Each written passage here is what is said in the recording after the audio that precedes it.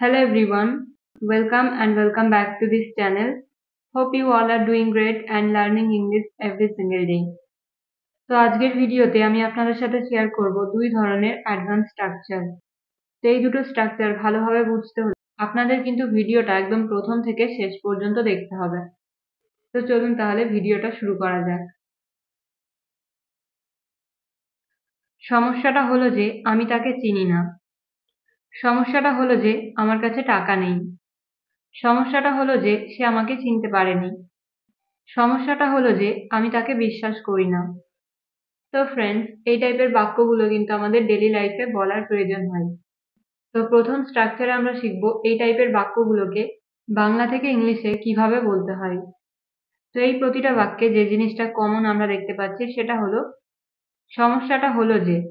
সমস্যাটা হলো যে এই কথাটা ইংলিশে বলতে হলে আমাদের বলতে হবে the problem is that. The problem is that.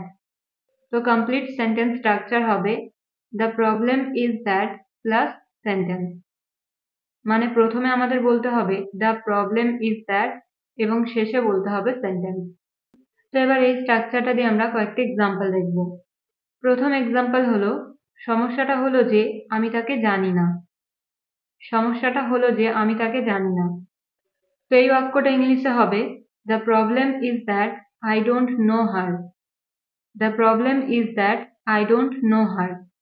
সমস্যাটা হলো যে আমার কাছে টাকা নেই। সমস্যাটা হলো যে আমার কাছে টাকা নেই। The problem is that I don't have money. The problem is that I don't have money. পরের এক্সাম্পল সমস্যাটা হলো যে সে আমার সব সিক্রেট জানে। সমস্যাটা হলো যে সে আমার সব সিক্রেট জানে। এই বাক্যটা ইংলিশে হবে The problem is that he knows all my secrets. The problem is that he knows all my secrets. সমস্যাটা হলো যে সে আমাকে চিনতে পারেনি। সমস্যাটা হলো যে সে আমাকে চিনতে পারেনি। The problem is that he did not recognize me. The problem is that he did not recognize me. সমস্যাটা হলো যে তুমি আমাকে বিশ্বাস করো না। সমস্যাটা হলো যে তুমি আমাকে বিশ্বাস করো না। এই বাক্যটার ইংরেজি হবে The problem is that you don't trust me. The problem is that you don't trust me. তো ফ্রেন্ডস, আমরা এই স্ট্রাকচারটা দিয়ে প্রায় 4-5টা এক্সাম্পল দেখে নিলাম। তো এবার প্রতিবারের মতো একটা বাক্যের ইংরেজি আপনারা বলবেন। তো বাক্যটা হলো সমস্যাটা হলো যে সে আসতে পারবে না। সমস্যাটা হলো যে সে আসতে পারবে না। সেই বাক্যটা আপনারা ইংলিশে কিভাবে বলবেন কমেন্টে লিখে জানান। তো এই ছিল আমাদের প্রথম স্ট্রাকচার। আই হোপ আমি আপনাদের এই স্ট্রাকচারটা ভালোভাবে বোঝাতে পেরেছি। তো এবার আমরা দেখব 2 নাম্বার স্ট্রাকচার। সত্যিটা হলো যে তুমি আমার থেকে কিছু লুকাচ্ছ। সত্যিটা হলো যে তুমি ঘুমাচ্ছিলে। সত্যিটা হলো যে সে আমার বন্ধু নয়। সত্যিটা হলো যে আমি এটা পছন্দ করি না।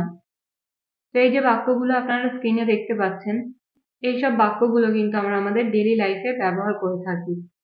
তো চলুন তাহলে এবার দেখা যাক এই টাইপের বাক্যগুলো যদি আমরা ইংলিশে বলতে চাই তাহলে আমরা কিভাবে বলবো।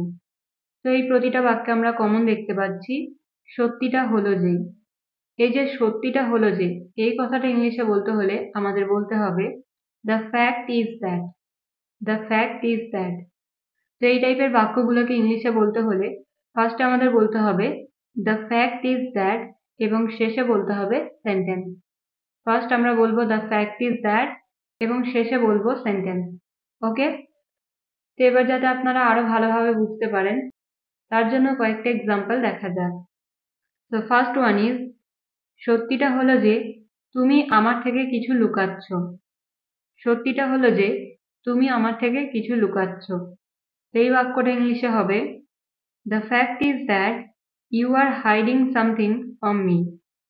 The fact is that you are hiding something from me.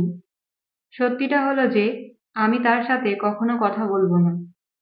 সত্যিটা হলো যে আমি তার সাথে কখনো কথা বলবো না। The fact is that I will never talk to him. The fact is that I will never talk to him. সত্যিটা হলো যে তারা আমাদের বোকা বানাচ্ছিল। সত্যিটা হলো যে তারা আমাদের বোকা বানাচ্ছিল।